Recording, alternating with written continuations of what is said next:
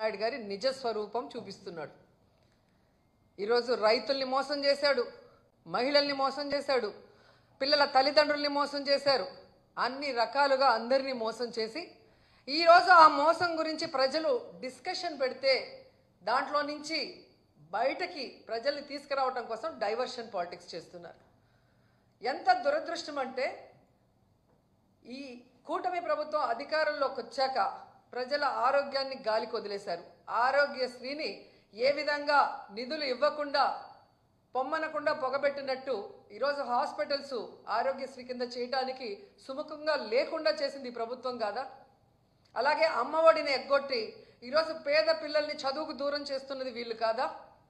అలాగే రైతులకి అండగా నిలబడాల్సిన ప్రభుత్వం రైతుల వెన్నెముకలు విరుస్తూ వాళ్ళకి ఇవ్వాల్సినది ప్రామిస్ చేసి కూడా ఇవ్వకుండా మోసం చేసింది నిజం కాదా అని అడుగుతున్నా.